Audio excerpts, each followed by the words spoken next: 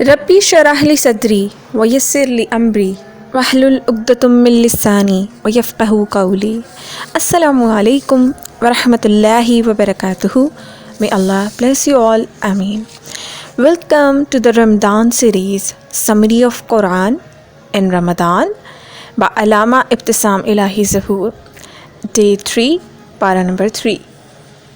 آغاز کرتے ہیں۔ بسم اللہ الرحمن الرحیم۔ تیسرے پارے کا آغاز بھی سورہ بقرہ سے ہوتا ہے۔ تیسرے پارے کے شروع میں اللہ نے اس بات کا ذکر کیا ہے کہ اللہ سبحانہ وتعالیٰ کے بعض رسولوں کو دوسرے رسولوں پر فضیلت حاصل ہے۔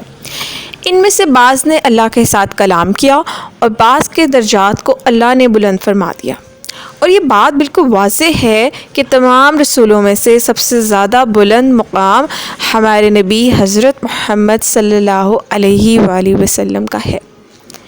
اس پارے میں آیت الکرسی ہے جو کہ قرآن مجید کی سب سے افضل آیت ہے۔ آیت الکرسی کی تلاوت کرنے والے کو اللہ تعالیٰ شیاطین کے حملوں سے محفوظ فرما لیتے ہیں۔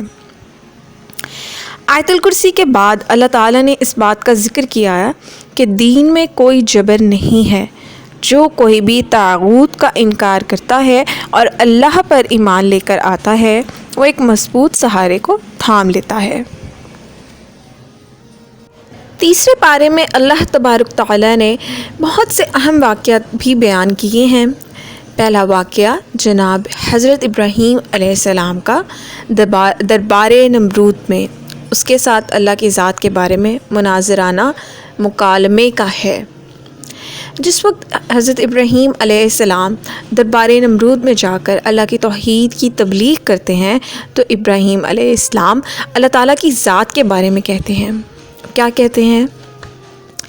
اے میرے پروردگار، زندہ بھی کرتا ہے وہی اور مارتا بھی وہی ہے۔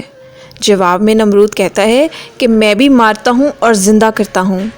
اس ظالم نے ایک مجرم کو آزاد کر دیا اور ایک بے گناہ کو موت کے گھاٹ اتار دیا۔ حضرت ابراہیم علیہ السلام اس کے مکر کو دیکھ کر کہتے ہیں کہ بے شک اللہ سبحانہ وتعالیٰ سورج کو مشرق سے لے کر آتا ہے، پس تو اس کو مغرب سے لے کر آ۔ یہ بات سن کر نمرود کے لبوں پر چپ کی مہر لگ گئی، اس لیے کہ وہ جانتا تھا اس مطالبے کو پورا کرنا ناممکن ہے۔ ہم تو انسان ہیں، ہم تو اس طرح کے تقاضوں کو پورا کر ہی نہیں سکتے ہیں نا۔ اور اس نے اتنا بڑی دعویٰ کیا تھا خدا ہونے کا، نعوذ باللہ، تو یہ اس طرح تو یہ کر ہی نہیں سکتا تھا۔ سورج کو مغرب سے نکالنے کی طاقت صرف اور صرف اللہ تعالیٰ کی ہی ہے۔ اچھا، اس میں اللہ تعالیٰ نے حضرت عزیز علیہ السلام کے اس واقعے کا بھی ذکر کیا ہے کہ ایک وہ اجڑی ہوئی بستی کے پاس سے گزرے اور کہا کہ یہ بستی کیوں کر دوبارہ زندہ ہوگی؟ اللہ تعالیٰ نے حضرت عزیز علیہ السلام کو 100 برس کے لیے سلا دیا اور پھر ان کو دوبارہ زندہ کر دیا۔ اسی طرح اللہ تعالیٰ نے جناب حضرت ابراہیم علیہ السلام کا واقعہ بھی بیان کیا ہے کہ پروردگار عالم نے ان کے لیے 4 مردہ پرندوں کو زندہ کر دیا۔ سبحان اللہ۔ حضرت ابراہیم علیہ السلام اور جناب عزیز علیہ السلام کا واقعہ یہ بات سمجھاتا ہے کہ اللہ تعالیٰ کے لیے قیامت کے دن مردوں کو زندہ کرنا چندہ مشکل نہیں ہے، اور جب اللہ تعالیٰ انسانوں کے زندہ ہونے کا حکم دیں گے تو مردہ انسان بالکل صحیح حالت میں اٹھ کر کھڑے ہوں گے۔ اس بارے میں اللہ تعالیٰ نے انفاق فی سبیل اللہ کی فضیلت کا بھی ذکر کیا ہے اور بتلایا ہے کہ اللہ تعالیٰ کے راستے میں خرچ کیے گئے مال کو اللہ تعالیٰ 700 گناہ کر کے پلٹائیں گے۔ سبحان اللہ۔ بہت سے لوگ یہ سوچتے ہیں کہ ہم زکوٰۃ دیتے ہیں تو ہمارا جو ہے مال گھٹ جاتا ہے۔ دراصل ایسا نہیں ہے، اللہ تعالیٰ اس مال کو بڑھا دیتے ہیں کیونکہ وہ اللہ تعالیٰ کی راہ میں خرچ کیا گیا ہوتا ہے، اور کئی لوگوں کو اس سے بھی زیادہ اس کا بدلہ ملے گا۔ اس بارے میں اللہ تعالیٰ نے سود کی بھی مذمت کی ہے اور کہا ہے کہ جو لوگ سود کھانے سے باز نہیں آئیں گے ان کا اللہ اور اس کے رسول کے خلاف اعلان جنگ ہے۔ اللہ اکبر۔ ہمارے آج کل بینکس میں انٹرسٹ کے نام پر جو ہے وہ سود کی لین دین ہے، ہمیں اس سے بالکل بچنا چاہیے، کیونکہ اگر ہم سود کا کوئی کاروبار کر رہے ہیں یا سود کے لین دین میں ملوث ہیں تو آج ہی اللہ تعالیٰ سے توبہ کریں، کیونکہ یہ اعلان جنگ ہے اللہ تعالیٰ سے، اور جو اللہ تعالیٰ سے اعلان جنگ کرتا ہے وہ نیست و نابود ہو جاتا ہے، معاذ اللہ۔ سورہ بقرہ کے بعد سورہ آل عمران ہے۔ سورہ آل عمران کے شروع میں اللہ تعالیٰ نے اس بات کا ذکر کیا ہے کہ اللہ تعالیٰ نے قرآن مجید کو حق کے ساتھ نازل فرمایا ہے، جو کہ سابقہ کتابوں کی تصدیق کرتا ہے، اور اس سے قبل اس نے توریت اور انجیل کو نازل فرمایا تھا۔ اللہ تعالیٰ نے سورہ میں اس امر کا بھی ذکر کیا ہے کہ وہ رحم مادر میں انسانوں کو جس طرح چاہتا ہے صورت عطا فرما دیتا ہے، اور وہ بغیر ٹانگ، روشنی اور کینوس کے دھڑکتے ہوئے دلوں والا انسان بنا دیتا ہے۔ سبحان اللہ۔ اللہ تعالیٰ نے سورہ میں یہ بھی بتایا کہ قرآن مجید میں دو طرح کی آیات ہیں، ایک محکم اور ایک متشابہ۔ اب محکم کیا ہے اور متشابہ کیا ہے؟ فرمایا کہ محکم آیات کتاب کی اصل ہیں، اور متشابہات کی تعویل کا علم صرف اللہ کے پاس ہے۔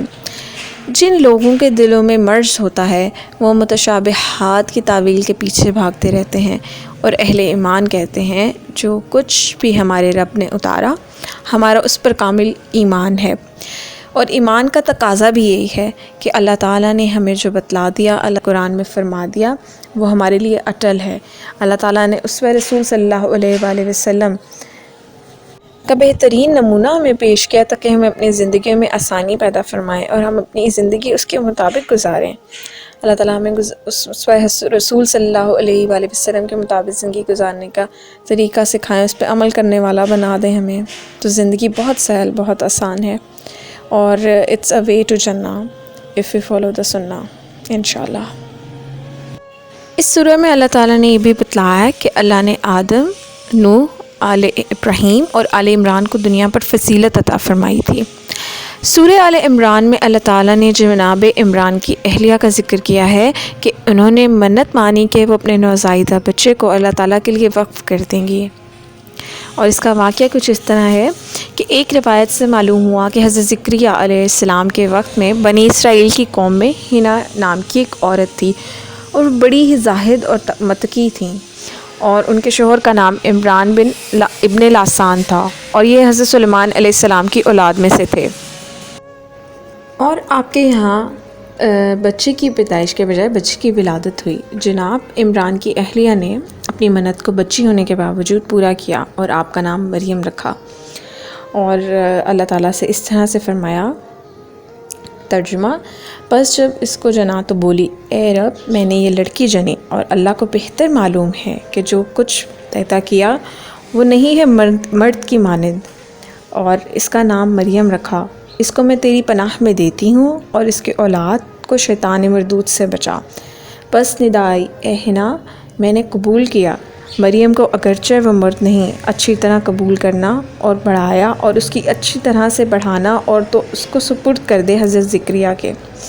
حضرت بی بی مریم 7 برس کی ہوئیں تب ان کی والدہ نے بیت المقدس میں جا کر حضرت زکریا علیہ السلام کے پاس گئیں اور سلام کیا، اور پھر کہا، اے نبی اللہ، کہ میں نے منت کی تھی کہ اگر میرے بیٹا پیدا ہوگا تو میں اس کو مسجد اقصیٰ کی خدمت میں دوں گی، لیکن میرے ہاں بیٹی کی پیدائش ہوئی اور میں نے اس کا نام مریم رکھا، اور میں اس کو آپ کی خدمت میں لے آئی ہوں تاکہ وہ اس مسجد میں رہے اور مسجد کی خدمت کرتی رہے۔ چنانچہ حضرت زکریا علیہ السلام نے مسجد اقصیٰ کے مسئولوں سے دریافت کیا کہ اس کی پرورش اور خبرداری کون کرے گا؟ تب وہاں کا ہر شخص کہنے لگا کہ میں اس کی خبرداری کرتا رہوں گا۔ آخر میں سب میں نزاع پیدا ہو گیا، کسی نے کہا اس کو میرے حوالے کر دو، اور کسی نے کہا اس کو میرے ساتھ بھیج دو، اور پھر آخر کار اس بات پر ٹھہری کہ ہر شخص اپنا اپنا قلم اہمی کی، جس سے توریت لکھی جاتی تھی۔ ان قلم کو ایک لگن پانی بھر کر اس میں ڈال دو، جس کا قلم پانی کے اوپر رہے گا یعنی پانی میں نہ ڈوبے گا، وہی شخص کفیل مریم ہوگا۔ چنانچہ حق تعالیٰ نے فرمایا، جب ڈالے قلم اپنے کہ کون پالے مریم کو، خلاصہ یہ ہے کہ مسجد کے بزرگوں نے جب حضرت مریم علیہ السلام کی ماں کا خواب سنا تو پھر ہر ایک چاہنے لگا کہ مریم کو ہم پالیں۔ آخر فیصلہ اس بات پر ہوا کہ ایک نے تشت میں اپنا قلم پانی میں ڈالا، سب کا قلم پانی میں ڈوب گیا، لیکن زکریا علیہ السلام کا قلم اوپر ہی تیرنے لگا۔ چنانچہ حضرت زکریا علیہ السلام کی طرف ان کا پالنا ٹھہرا۔ چنانچہ اللہ تعالیٰ فرماتے ہیں، یعنی کفیل ہوئے مریم کے حضرت زکریا علیہ السلام، اور پھر قلم نے حضرت ذکریہ علیہ السلام سے کہا، اے نبی اللہ، اس لڑکی کو خدا نے آپ ہی کے ذمہ کیا پالنے کے واسطے۔ در حقیقت ان کی ماں نے خواب میں دیکھا، اگرچہ یہ لڑکی ہے لیکن اللہ تعالیٰ نے اس کو بھی منت میں قبول کر لیا اور اس کو مسجد میں لے جا کر رکھو۔ بس مسجد کے بزرگوں نے پہلے کہا تھا کہ لڑکی کو مسجد میں رکھنا درست نہیں، لیکن جب انہوں نے خواب سنا تو پھر اس کو قبول کر لیا۔ اور ایک روایت میں یہ بھی معلوم ہوتا ہے کہ حضرت ذکریہ علیہ السلام کی بیوی حضرت مریم علیہ السلام کی خالہ تھیں، چنانچہ وہیں ان کو پالنے لگی۔ ان کے واسطے مسجد میں ایک حجرہ بنوایا گیا، چنانچہ دن میں مریم وہاں عبادت کرتی تھیں اور رات کو حضرت ذکریہ علیہ السلام ان کو اپنے ساتھ لے جاتے تھے۔ حضرت مریم علیہ السلام نے بچپن سے لے کر جوانی تک کے تمام ایام اللہ کی بندگی میں صرف ہوتے رہے، یہاں تک کہ بارگاہ الہی سے آپ کے لیے یہ کرامت بھی ظاہر ہوئی کہ آپ کے پاس جو بے موسم کے پھل آنے لگے۔ حضرت ذکریہ علیہ السلام جو مریم کے خالو بھی تھے، ایک دن اس محراب میں داخل ہوئے جہاں سیدہ مریم علیہ السلام عبادت میں مشغول رہتی تھیں۔ انہوں نے حضرت سیدہ مریم رضی اللہ عنہ سے پوچھا کہ آپ کے پاس یہ بے موسم کے پھل کہاں سے آتے ہیں؟ کہا، اللہ کی طرف سے آتے ہیں، وہ جس کو چاہتا ہے بلا حساب رزق دیتا ہے۔ حضرت ذکریہ علیہ السلام بے اولاد تھے اور آپ کی بیوی بانجھ تھیں۔ سیدہ مریم کے پاس بے موسم کے پھل دیکھ کر جناب ذکریہ علیہ السلام بھی رحمت الہی سے پر امید ہو گئے اور آپ نے دعا مانگی، اے میرے پروردگار، مجھے بھی اپنی طرف سے پاک اولاد عطا فرما۔ حضرت ذکریہ علیہ السلام محراب میں نماز عطا فرما رہے تھے کہ فرشتے نے آپ کو پکار کر کہا، اے ذکریہ، آپ کو اللہ تعالیٰ کی طرف سے یحییٰ نامی پارسا اور سردار بیٹے کی بشارت ہو۔ حضرت ذکریہ علیہ السلام اس کے بعد 3 دن تک خلوت نشین ہو کر اللہ کی ذکر اور تسبیح میں مشغول ہو گئے۔ اس کے بعد اللہ تعالیٰ نے جناب مریم رضی اللہ عنہ کے ہاں سیدنا عیسیٰ علیہ السلام کے معجزاتی ولادت کا ذکر کیا ہے۔ سیدہ مریم کا دل اس بات کو قبول نہیں کر رہا تھا، لیکن اللہ تعالیٰ نے ان کو بن شوہر کے ایک بیٹا عطا کیا جو اللہ کے حکم سے کوڑ اور برس کے مریضوں پر ہاتھ پھیرتے تو وہ شفا یاب ہو جاتے۔ سبحان اللہ۔ حضرت عیسیٰ علیہ السلام بنی اسرائیل کے لوگوں کو اللہ کے حکم سے گھر میں کھائے جانے اور باقی رہ جانے والے کھانے کی بھی خبر دیتے تھے۔ سبحان اللہ، اللہ اکبر۔ حضرت عیسیٰ علیہ السلام کی معجزاتی پیدائش کی وجہ سے عیسیٰ علیہ السلام اور عیسائی اللہ کو ان کا بیٹا قرار دینے لگے۔ اس پر اللہ تعالیٰ نے فرمایا کہ بے شک عیسیٰ علیہ السلام کی مثال اللہ کے نزدیک آدم جیسی ہے، جن کو اللہ نے بن باپ اور بن ماں کی مٹی سے پیدا کیا اور کہا ہو جا تو وہ ہو گئے۔ اس سورہ میں اللہ نے یہ بھی بتلایا کہ کفار حضرت عیسیٰ علیہ السلام کی جان کے در پہ تھے۔